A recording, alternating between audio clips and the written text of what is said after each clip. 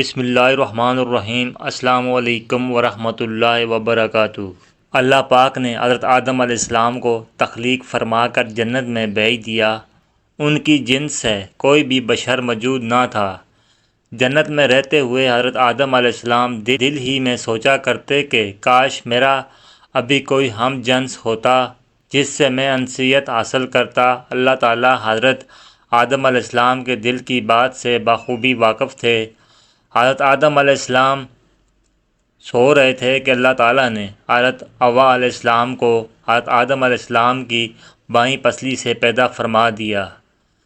جب حضرت آدم علیہ السلام نے ایک عورت کو اپنے سامنے دیکھا، حیران ہوتے ہوئے پوچھا کہ تم کون ہو؟ حضرت اماں حوا نے جواباً کہا کہ میں عورت ہوں۔ حضرت آدم علیہ السلام نے پوچھا کہ اللہ تعالیٰ نے تجھ کو کیوں پیدا فرمایا ہے؟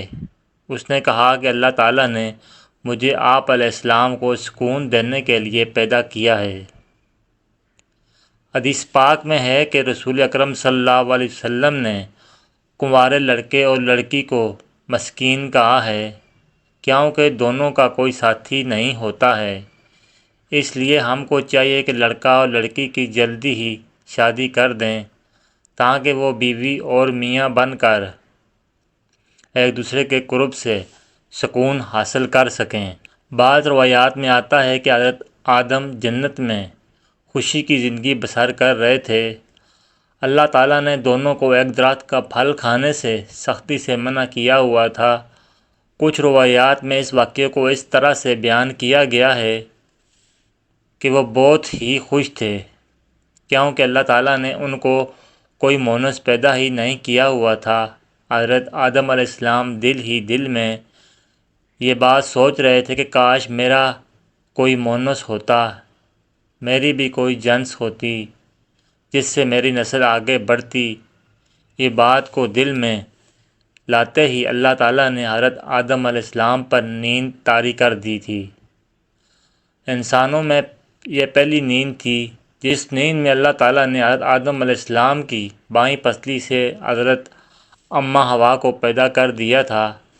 چنانچہ جب حضرت آدم علیہ السلام بیدار ہوئے تو اپنی بائیں طرف آپ علیہ السلام نے ایک ایسی عورت کو دیکھا جو بہت ہی حسین و جمیل تھی، جس کی شکل حضرت آدم علیہ السلام سے بہت ہی ملتی تھی۔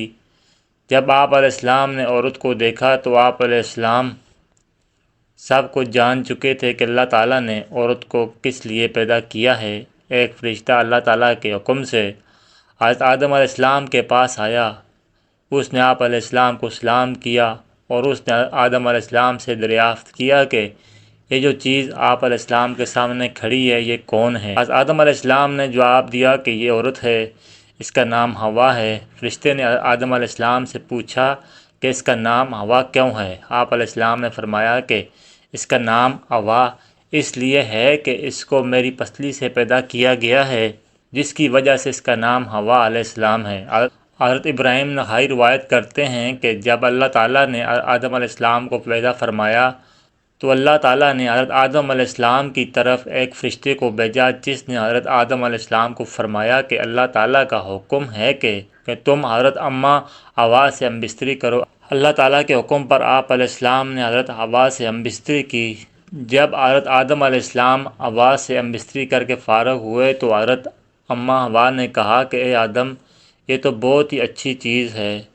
بعض روایات میں اس واقعے کو اس طرح سے بیان کیا گیا ہے کہ اللہ تعالیٰ نے حضرت آدم علیہ السلام اور حضرت حوا علیہ السلام کو جنت سے پھل کھانے سے منع کیا تھا، لیکن شیطان کے کہنے پر آپ علیہ السلام نے اس درخت کا پھل کھا لیا تھا، جس کی وجہ سے اللہ تعالیٰ نے حضرت آدم علیہ السلام اور حضرت حوا علیہ السلام کو زمین پر الگ الگ مقام پر بھیج دیا۔ کافی مدت تک حضرت آدم علیہ السلام اور حضرت حوا علیہ السلام ایک دوسرے سے جدا جدا زندگی بسر کرتے رہے۔ حضرت آدم علیہ السلام اللہ تعالیٰ کی بارگاہ میں رو رو کر دعا کیا کرتے تھے۔ پھر ایک دن حضرت آدم علیہ السلام کی توبہ قبول ہوئی اور حضرت جبرائیل علیہ السلام آدم علیہ السلام کے پاس حاضر ہوئے۔ حضرت جبرائیل کہنے لگے اللہ نے آپ کی دعا قبول فرما لی ہے۔ فرشتے آپ کو مکہ لے گئے اور بتایا کہ اللہ کا حکم ہے کہ یہاں کعبہ کی بنیاد رکھیں۔ چنانچہ حضرت آدم علیہ السلام نے کعبہ کی بنیاد رکھی اور پھر حجر اسود بھی نصب کیا جسے آپ جنت سے ساتھ لے کر آئے تھے۔ اللہ تعالیٰ نے حضرت اماں حوا اور حضرت آدم علیہ السلام کو میدان عرفات کے اندر ملا دیا تھا۔ چنانچہ اس وقت کے ساتھ ساتھ ان دونوں میں کافی تبدیلیاں آ چکی تھیں، اس لیے دونوں ایک دوسرے کو پہچاننے سے قاصر رہے۔ حضرت جبرائیل علیہ السلام نے ان دونوں کو آپس میں پہچان کروائی۔ اس کے بعد حضرت آدم علیہ السلام اور حضرت حوا ایک دوسرے کے ساتھ اکٹھے زندگی بسر کرنے لگے۔ جنت میں حضرت آدم علیہ السلام اور حضرت اماں حوا الگ الگ سویا کرتے تھے۔ چنانچہ ایک بار حضرت جبرائیل امین اللہ تعالیٰ کے حکم سے ان دونوں کے پاس آ کر کہنے لگے کہ اللہ تعالیٰ کا حکم ہے کہ آپ دونوں ایک دوسرے سے جمع کرو۔ چنانچہ حضرت جبرائیل علیہ السلام نے آپ علیہ السلام کو جمع کے آداب مباشرت بھی سکھائے۔ حضرت جبرائیل علیہ السلام حضرت آدم علیہ السلام کے پاس آئے اور ان کو اپنی بیوی حضرت حوا علیہ السلام کے قریب ہونے کا حکم دیا اور ان کو آداب مباشرت بھی سکھائے۔